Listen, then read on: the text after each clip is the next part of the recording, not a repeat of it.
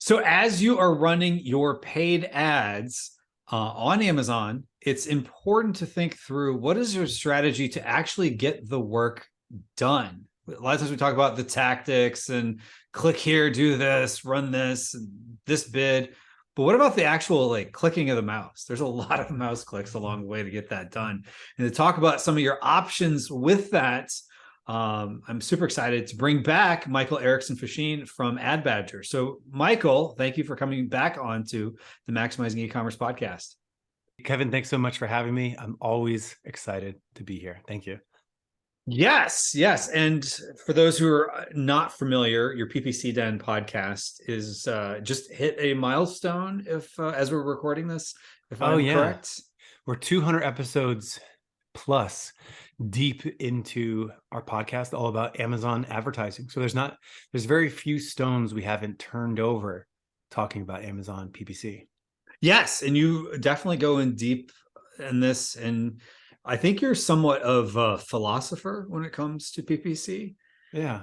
Thank you. That makes for a very good philosophical conversation here, where I think so much gets done of like, okay, here's this strategy or here's this tactic or whatever, but then a lot of it is, you just got to put the rubber to the road and make it happen. And, I think what's interesting here is you teach people to do stuff like and how to like calculate bids or how to click the buttons or whatever, that in some cases might even be detrimental to your business model.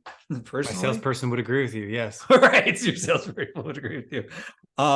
Because you have both an agency and a software tool that helps people with the actual, I guess, either the robots are clicking the buttons for you, or you have people to do it for sellers. Mm-hmm. So that helps to kind of shape this conversation of what are the options of how someone could get the work done for optimizing and managing their paid ads. Yeah, I think it's really interesting. And I've made some conscious choices too with AdBadger and just me in my professional life with Amazon marketing, Amazon advertising, which is you want to stay really close to the craft itself. So like you want to know what it's like to do it manually without a tool, without a spreadsheet, without paying someone to do it. Like, how do you actually do this stuff? And I feel like that's the foundation of how I approach anything. And yeah, like that's what comes out primarily on our content, right? Like I don't make the podcast to talk about a new feature that we've built, but I will talk about a new feature that Amazon has, because I do think it's like really,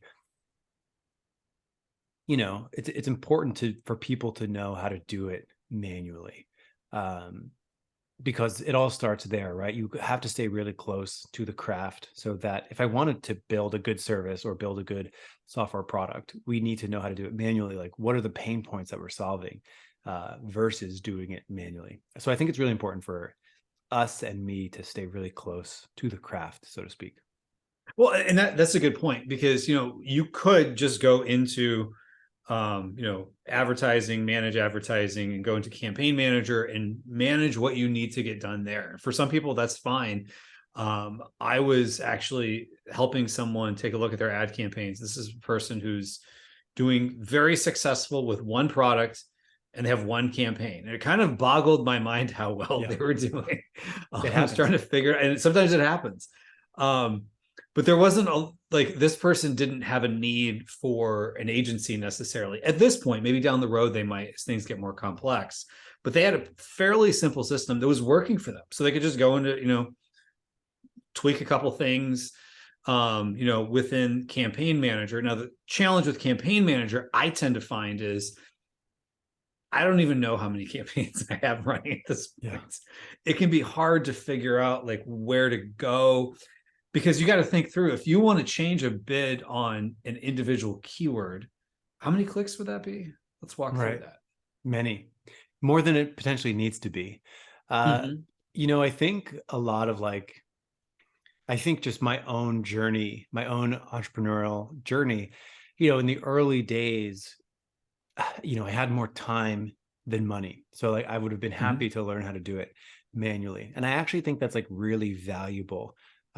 Even for people that have more money than time, right? There's still something valuable in knowing the mechanism and knowing, how it works before flipping a switch and potentially automating something. So I do find that it is really, really valuable to go in, understand the mechanics, the mechanism that you might be automating later. How does it actually all work? So I really like that. I haven't forgotten that. And like I do a lot to continue to like stay close to the craft and like actually optimize campaigns in the interface. So I think a lot of it does come to like, who is the person who's in charge Mhm. of the advertising? Who's the person who's in charge of the PPC? Do they have an interest in doing it themselves, or do they just want to hand it off and never think about it again? Are they somewhat interested but they don't have the time? Maybe they need some kind of faster way to get stuff done. So there's a lots of different decisions to make, uh, in terms of what does a person use? Do they use the interface?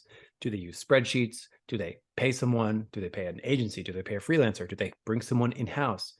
Or do they use a software tool? Do they have somebody else on their team use a software tool? There's so many decisions that need to get made that I think a lot of people don't really know like what they should do. Sometimes they Mm. hire a freelancer when they should have hired an in-house person, someone who becomes their employee. Mhm. Sometimes they hire an employee when they really needed a freelancer. Sometimes they sign up with a tool, but really what they needed was a coach. There's all these different things. And, I do think it's important for people to sort of reflect on like, what skills do they have? What time do they have? What does their team look like? What is their budget on this kind of thing?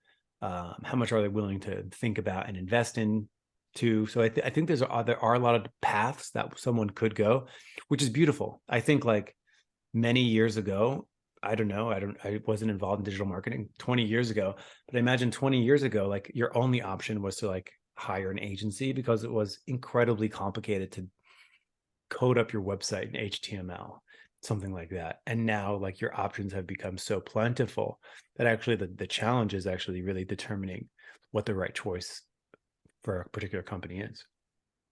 Yeah, and that's a good point. You have so many different ways you could do it. And I think at the end of the day, you got to come down to what is the craft itself and understanding whether you're the one drafting the strategy or someone else is, but understanding what are the button clicks manually you'd have to do to get there, and what is it that someone is trying to do. And one of the things that I've had people come to me, because I've had summits which you've done a great job being on, that oftentimes are centered around the topic of paid advertising. So sometimes people come to me wanting me to look at their campaigns and whatnot, and sometimes it's because they have someone else that they've hired to do their campaigns for them, and there's some sort of frustration because it's not that the other person maybe is doing a bad job. Maybe there is a difference in opinion. So what are some things to think about with, let's say you're going down the route of hiring someone, whether a freelancer, an in-house person, an agency, whatever. What are some things to think about of kind of how to make sure it's a good experience for both parties? Yeah. So I think if someone's hiring a person to manage their campaigns, right? And even if the person ends up using a tool or whatever, we're not even at the point of like, how are we actually like creating campaigns and optimizing bids and pulling reports?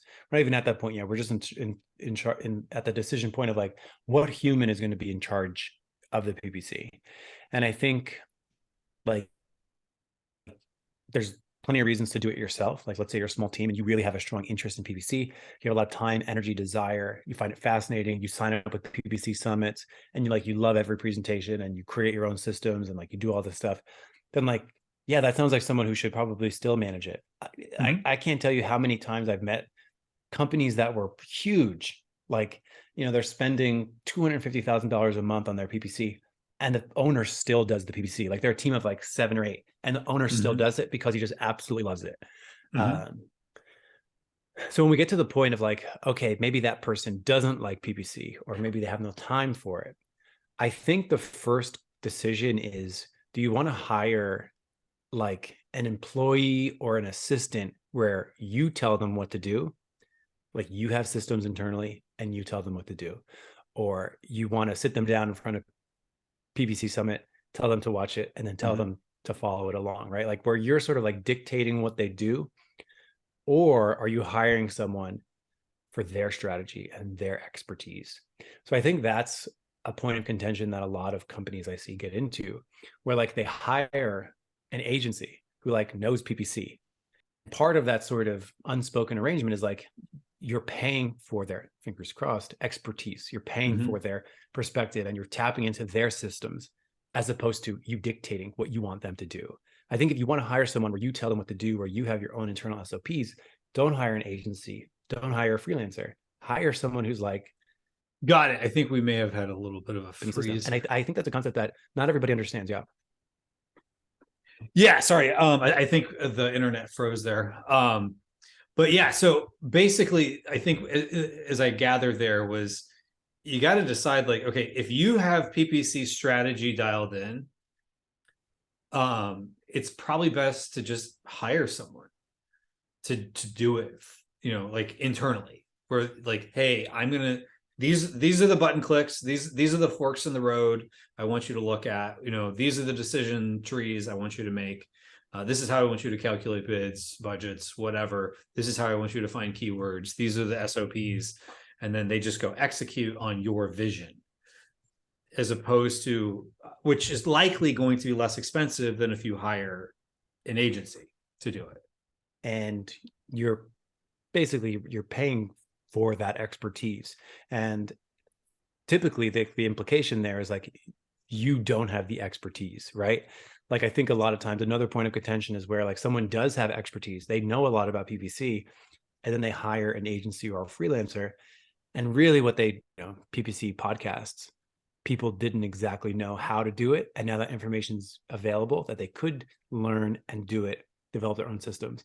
So I think that's like a really important decision point for people. Got it. So I think we froze up there for a little bit there too. So I apologize. But it sounded like to me what you were saying was, or as I understood it, was that one of the decision trees is, do you need someone to have expertise coming in? Because in some cases, there's so much information out there that maybe wasn't out there a few years ago. And so if you are learning from the PPC summits, the PPC Den podcasts, the whatever source of information you have, someone could just go execute on that. Whereas, you know, if you're hiring an agency for their expertise, you're paying a premium for that. And so if you're hiring them because you don't want to learn PPC or whatever that, you know, or you think you don't have the right strategy and you want someone to come in with their expertise and take over the strategy piece, that would be when to hire an agency. Did I summarize that correctly? Yeah, I think that's a good delineation of like when to go assistant or employee, when to go agency or freelancer. Yeah, exactly. Okay. So one of the other tools is, and I know there's another decision tree along this, which also is affected by agency or employee or not, is software tools. Yeah. So some agencies use software tools. Some, I'm not even sure what they use. Some I think use bulk sheets, and not necessarily any of them are right or wrong, but that could also affect their strategy and how they put things, how they make their decision. So what are some things to think about if you're deciding, even you as the owner are going to now do PPC instead of in Campaign Manager or a bulk sheet, you're going to now do a software tool. What are some things to think about if software tool is anywhere in the equation? I know that's kind of a long so yeah, like we're going further down in the decision tree. The first one was like, should you do it yourself? Should you have an employee do it? Or should you have an agency or freelancer do it? Whoever's doing it, they have some choices as to like, what should they use? And I think your question was like, now, like what path? I think you have three paths. You have like the default interface path. You have like, that's going to advertising.amazon.com and managing it there. Or you are using like bulk sheets, like spreadsheets, Mhm. or you are using a software tool. And I think the best answer, the most true answer, is a combination of all three. Yeah, whether you use the default interface, you use a tool, or you use bulk sheets, each one has their own advantage. Like each one does something really well. Um, so really the most true answer is like a combination of all three of those things should be your go-to for managing Amazon ads. Yeah, and that's true. You don't have to just completely say I'm 100% bulk sheets, or I'm 100% campaign manager, or I'm 100% software tool. Um, and I do feel that a lot of the software tools and even bulk sheets themselves have gotten a lot more sophisticated than they were a few years ago. So things are moving in a positive direction. So um, one of the things I wanted to talk about was, let's say you're going down the road of, if it's an employee, you can kind of figure out like, okay, an hourly rate, whether they're US based or they're somewhere like Philippines or Pakistan or somewhere, wherever they live, you can probably come up with some sort of hourly rate that's going to make sense for the market, for people to do that type of job. Um, and if you're going the route of freelancer, I mean, there's, you know, places like onlinejobs.ph, you can see what people are asking for, or Upwork or someplace like that. But if someone's hiring, let's say an agency or a software tool, what are some things to think about? Because a lot of times you go to the page of an agency or software tool, and oftentimes it just says contact us, or you click a button and it doesn't say the exact pricing.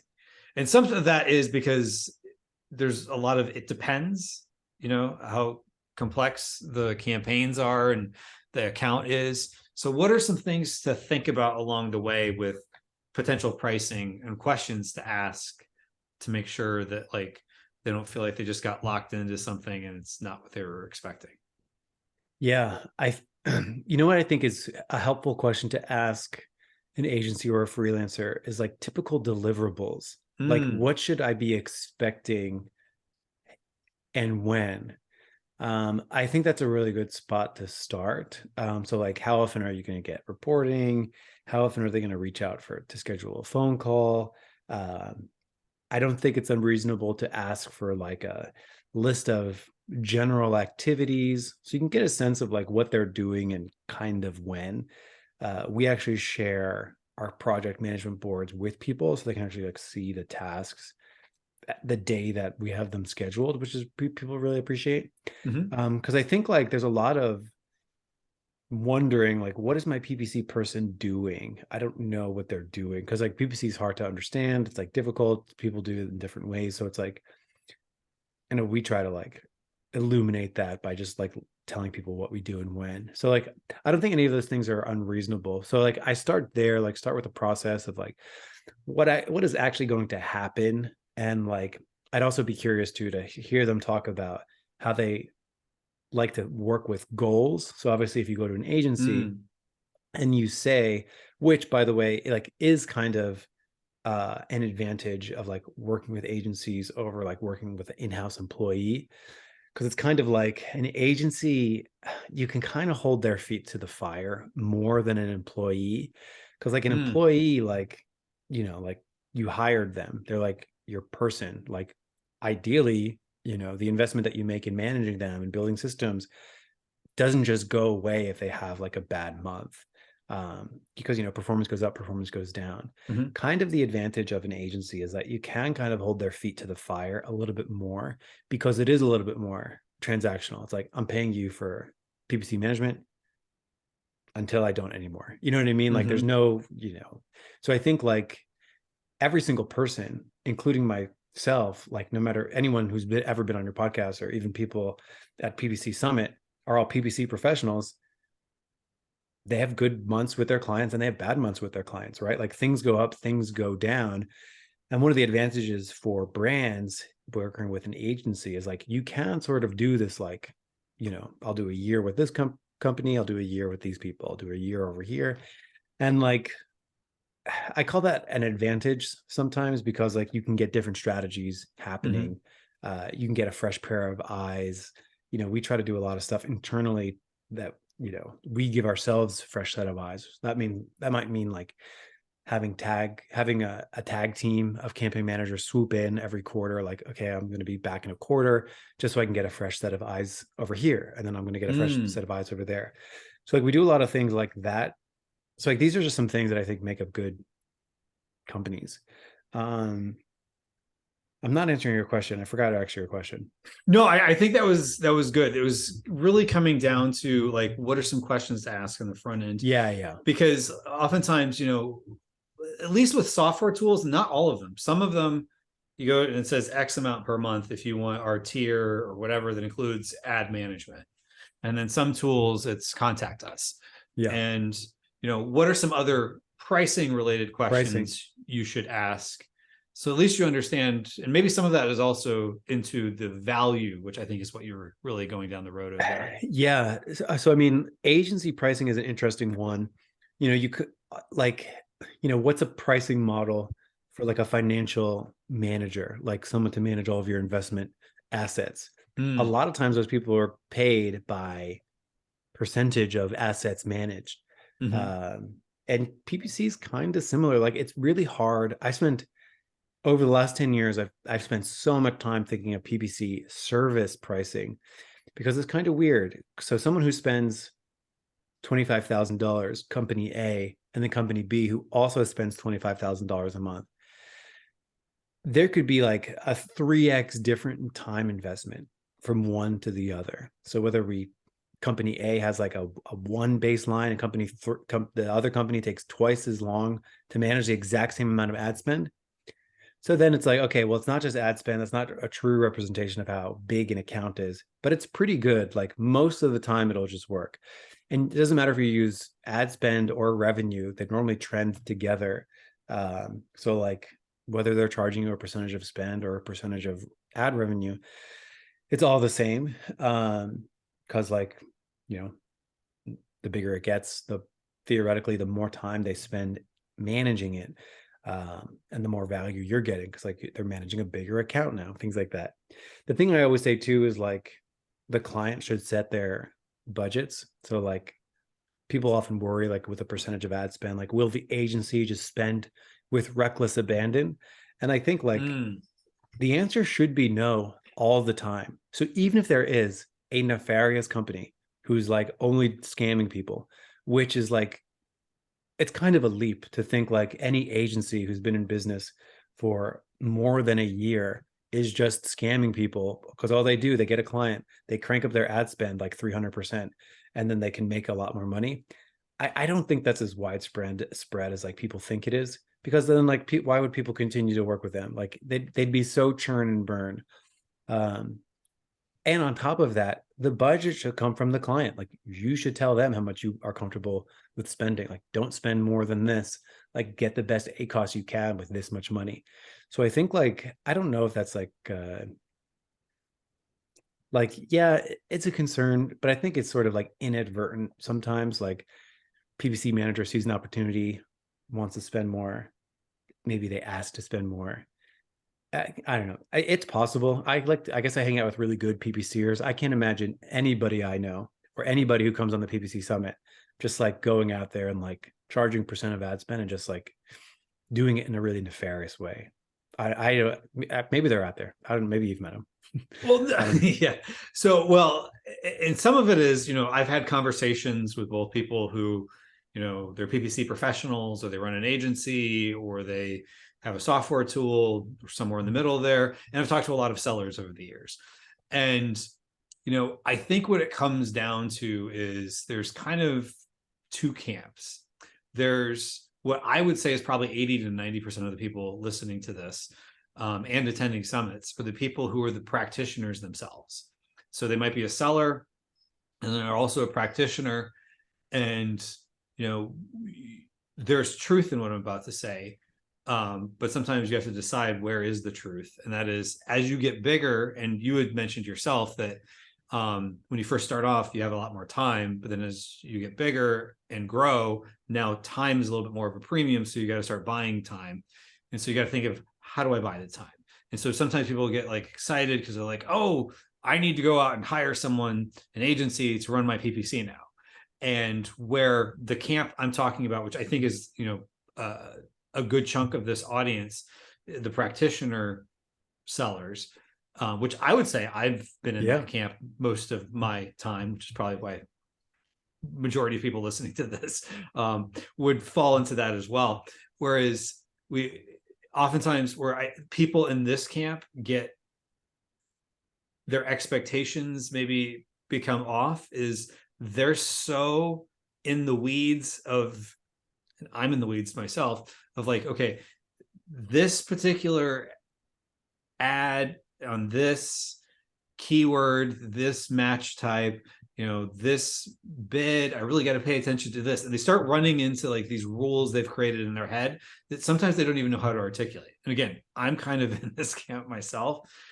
Whereas, and then there's another chunk of people who are like, literally, I had somebody sign up for a PPC summit, sign up even for a mastermind I did after one, and she emailed me afterwards, goes, what does PPC mean? And not to say this is someone who's very successful, because oftentimes the people that are the most vocal in Facebook groups and whatever are the practitioner types that are asking a lot of questions and trying to gather information. But then there's people that are a lot quieter out there that, and you probably know what I'm talking about, where they have other successful businesses. Yeah. Amazon is one of those things they've just convinced themselves they got to figure out, but they might have a $7 million, believe it or not, Shopify store.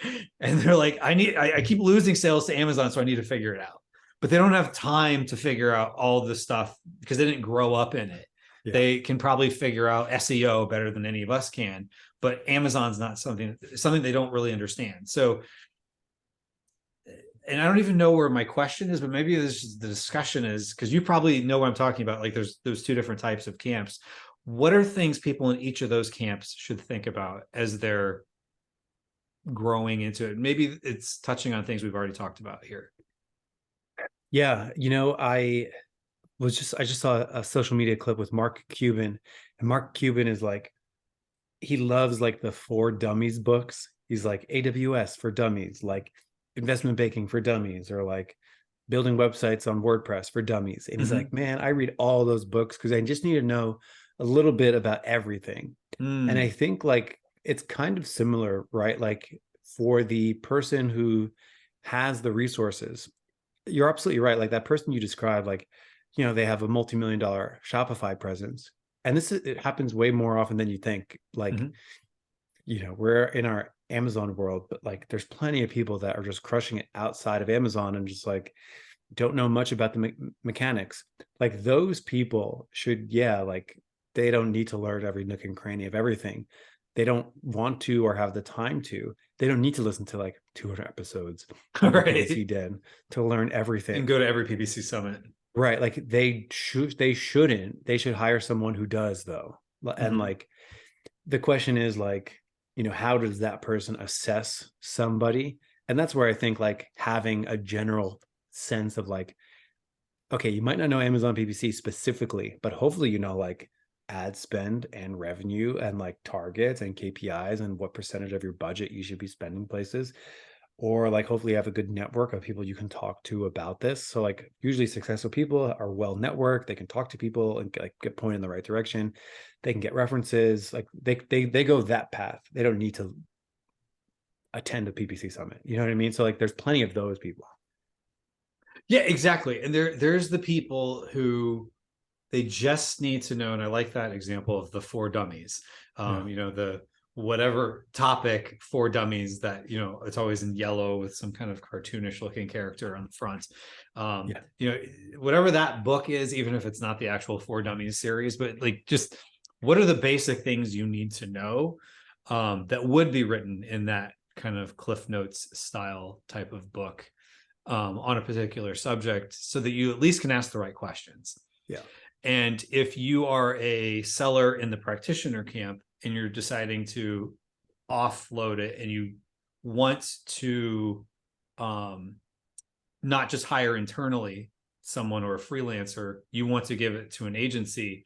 One, you got to decide to yourself, are you, and this is going to sound weird to say, are you emotionally comfortable? And it's going to be harder, I think, than most people realize, to let go, because you gave the example of some people might shop around to a different agency every year, because maybe you want someone to come in with a fresh set of eyes who understands strategy. And, not that you were doing things wrong, but maybe they can just do things differently, because there are some sacred cows that I think we've kind of come to believe, but truly there's not. And there's so many different ways to tackle ads that maybe someone coming in with a fresh set of eyes, and maybe they mess up one keyword of how we might do it in the past, but maybe they can open up new opportunities that we wouldn't have. So some of it comes down to, what is the expectation for measurements and goals? And so how do you set up the right measurements and goals to make sure everybody's on the same page with it? Are we shooting at the right thing? Yeah, my advice for anyone is to like really view hiring an agency as like a partnership, as opposed to like anything else. So like try to get onto the same page about a lot of things, meaning like, how do we set goals together? What does our optimization cadence generally look like? What should we expect in a month? Like viewing them as like partners allows both parties to like get what they both want, because like the practitioner has a lot of thoughts that they want to share, but like, I don't know, it is a little inappropriate to like hire an agency and then tell them all of your SOPs and then be like, do all my SOPs. It's like, no agency wants to do that. That's like a sign of like imagine like, I don't know, I hired you to like help me sell in Amazon Canada, and then I just like told you every step of the way how I think it should be done. It's like, I should just go do it myself. So I think like getting on the same page, what I would do instead is like, hey, Kevin, I saw this, or even like, hey, like, how are we going to approach going into Canada? I heard some people are doing this. Do you think that's a good idea to do too? Mm-hmm. Like, you know what I mean? Like I would like share what I have experienced, and you would share your expertise. And ultimately, like, yeah, like maybe the client, I think you could debate who has the 51% decision making. Is it the client, or is it the contractor, or the agency? It's kind of like interesting about like, okay, let's say we want to launch a product. I think it should be launched like that. You think it should be launched like that. There's so many times where like best practices, you do what you do in that case. You want to launch a product, the client says, I want to do it this way, and it does pretty good. Agency does it next time, they do it their way, and it does even better. Does that mean like it was the method? It's like, no, probably not. Like maybe if you do whatever the client suggested again, like it will do even better now. Mm-hmm. So I think like ultimately what you want to get to with a point with agencies is like really good shared operation, like you're walking in lockstep together. And that's where like the magic really happens. Like that's where you're sharing all of your business intelligence, they're sharing their expertise, and hopefully a good agency, like their expertise is going up over time. Another benefit of hiring an agency is like hopefully they're doing all the professional development to learn more PPC stuff, because hopefully they have their PPC people going to PPC summits, listening to the PPC den, getting better and better, and you're getting advantage. You get that advantage by hiring that company, hopefully. Well, and if you're hiring someone who they do this all day long, and they're also seeing in other accounts what works and what doesn't, they're going to find other things, even if it's not your direct competitor and somebody in a different category. There's still things you can pick up along the way. Big time. Yes, absolutely. Definitely. So we didn't go as much into software as I thought maybe we would in this conversation. So maybe to close this out, what are some things to think about in the software realm? Because I know there's some software tools that need a lot of babysitting along the way, and there's some that they basically sell it as just give us your goals and then walk away, and the software will do everything, which that sounds scary to me. But yeah. A lot of thoughts on this. I think like as we like make our way down to the decision tree, it's like, okay, now whoever is going to be doing it, whether it's in-house, employee, owner, agency, freelancer, whoever, should they use I think if we do the question, like, should someone use a software tool? I would Mm, say the answer is like, yes. Only because like software tools make you more efficient at what you already want to do. So like, even if you think of like email and then Slack came along, and like Slack helped you do what you were doing already even more efficiently, ideally, where you're able to send messages easier, faster, more lightweight. You get more done. Like that's what the Slack tool promises. So I think in a perfect world, somebody knows the basics of Amazon advertising. They have a general workflow in mind. Like I like to do this, that, and then I do this other thing over here, step 1, 2, 3. So in a perfect world, they already have somewhat of a workflow. And then all they're doing is they're finding software tools that amplify that workflow for them. mm, So I think like that's really good as a company to know. Like this is our workflow when it comes to PPC. This is how we do a launch. That's a good example. This is how we do a launch. Go to a software company and be like, hey, this is how I do it. Can I get this done in your tool faster than I'm currently doing it? And like those are the types of questions you would want to ask. And it's funny you mentioned like one-click wonders, or like you just press a button and it does everything.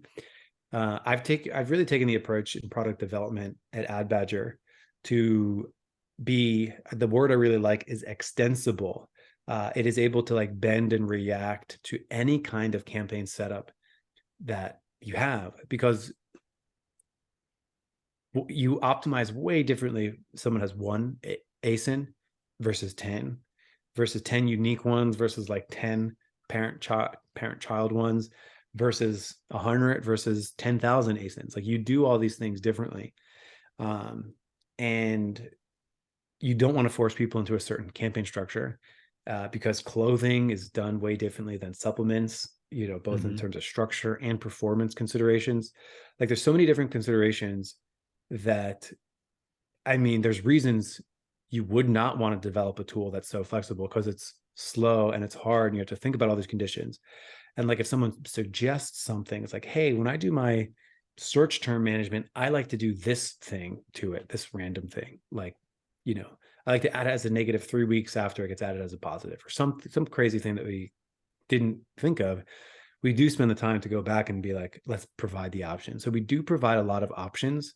So I would say like in general, like try to match it up with people's workflow and allow people to do whatever they need to do in a way that it does the heavy lifting for them. So yeah, so those are some of my thoughts around like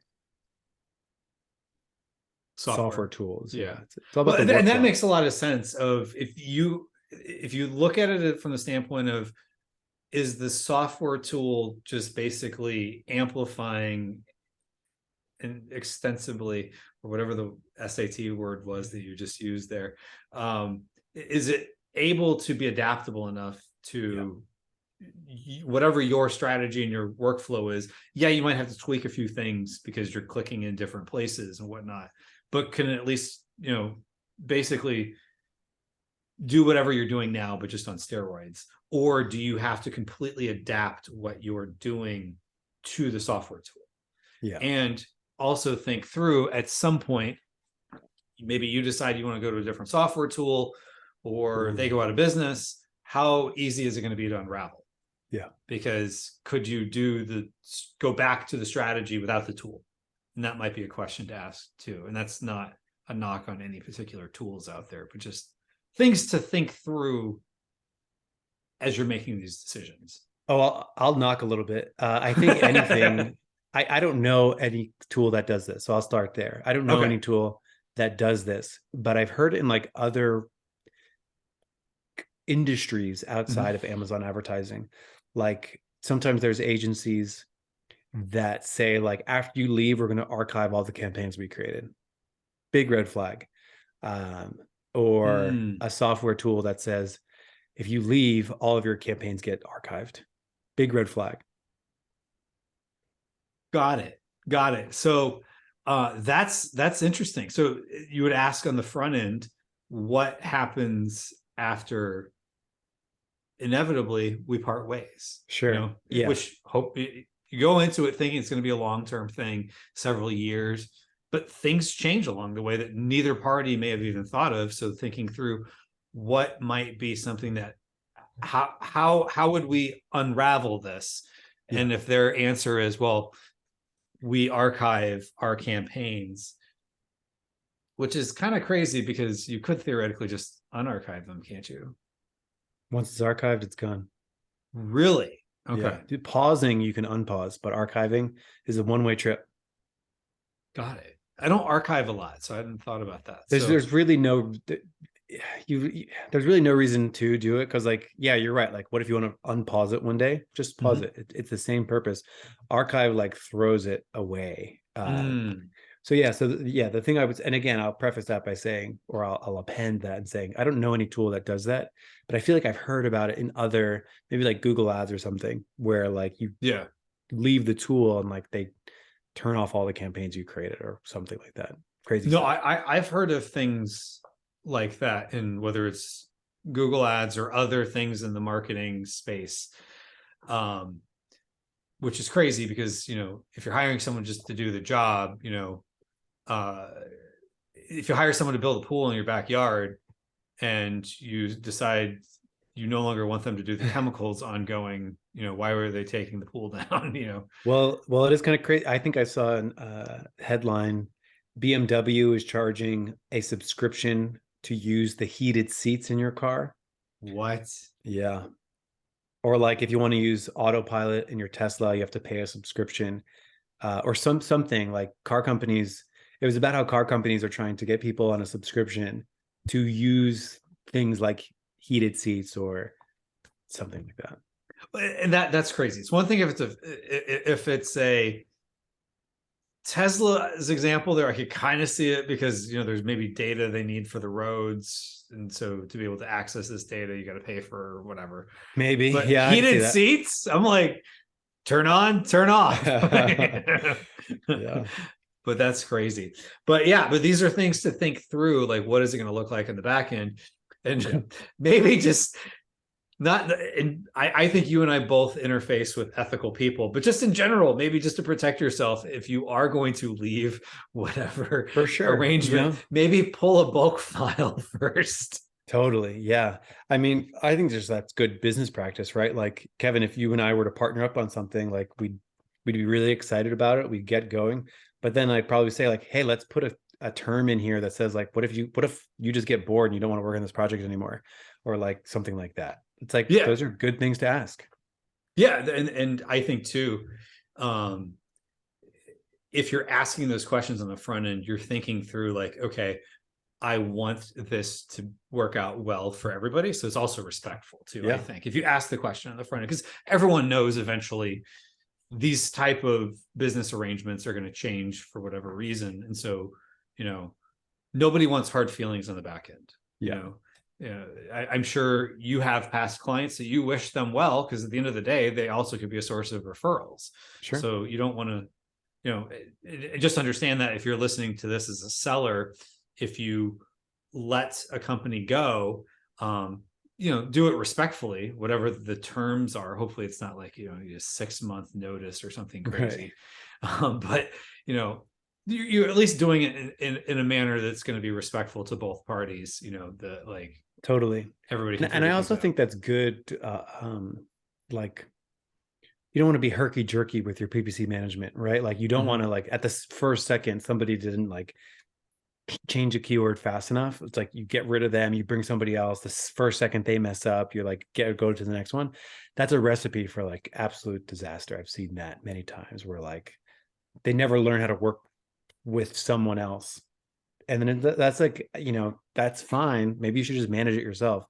I think like working with other people, it's like it's a skill. Even working with software providers, it's a skill. Like, well, how do you get to talk to these software providers periodically? Like, are they receptive to new ideas? Like those kinds of things, I think, are all important questions about like, hey, I have a piece of feedback. What do I do with it? Right. Excellent points. Excellent points. Well, good. So if anyone had any feedback or they wanted to learn more from you, where would you like them to go? A good place is AdBadger.com, or even AdBadger.com/podcast if you want to check out some of our 200 plus episodes on Amazon advertising, which I'm really proud is not like a pitch, or I don't talk about the tool very much. It's very like down in the weeds how to actually do the craft of Amazon advertising. Yes, in fact, I will say this: Michael's salespeople wish that he would push All the his time. own services more. All the but time. It's a very giving thing. And for those who are not familiar, we didn't talk about this earlier, but you were a teacher in a former life. That's right. I Yes. still think of myself as one. Yeah. Yes, but was it biology? It was biology. Yeah. Yes. So you have a knack for taking complex subjects and making them simple and actionable. Thank you. So definitely recommend folks go check out your podcast and check out AdBadger.com, and we'll have links to all that down below. So 200 plus episodes and kicking and running. So thank you so much, Michael. Thank you so much, Kevin. Take care.